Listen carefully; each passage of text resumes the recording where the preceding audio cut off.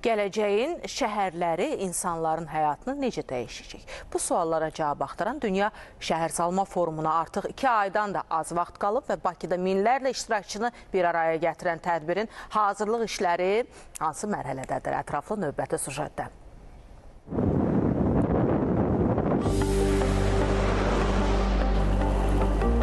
Təsəvvür edin ki, 2050-ci ildə insanların 70% şəhərlərdə yaşayacaq.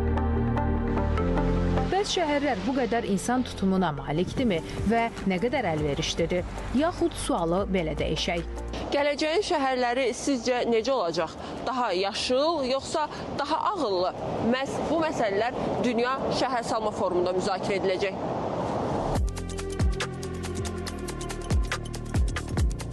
Forumda bunlarla yanaşı iqlim dəyişikliyi, ağıllı şəhərlər, nəqliyyat və infrastruktur, sosial bərabərlik, yaşıl enerji, ekoloji problemlər kimi mövzularda müzakirəyə çıxarılacaq.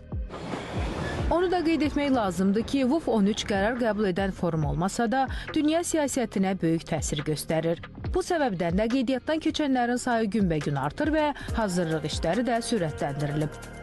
Hazırlıqlarımız, tikinti quraşdırma işləri intensiv fazaya daxil olub. Bütün əməkdaşlarımız, WUF 13 Azərbaycan Əməkdaşlıq Şirkəti əməkdaşları intensiv şəkildə fəaliyyətlərini Bakı Olimpiya Stadionunda davam etdirirlər. Ümumi tədbir zamanı 40 əsas sessiya, 350 tərəfdaş tədbiri və dünyanın ən mühüm şəhərsalma sərgisi sayılan Urban Expo sərgisi keçiriləcək. Aprelin 11-dən 12-sinə keçən gecə Bakı şəhərinin bir sıra küçə və prospektlərində hərəkətin müvəqqəti məhdudlaşdırılması nəzərdə tutulur.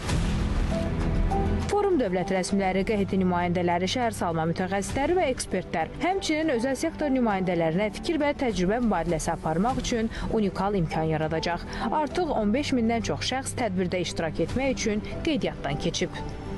Fidan Mahmudova, Emin Əhmədzadə, Nigar Etibar, AzTV xəbər.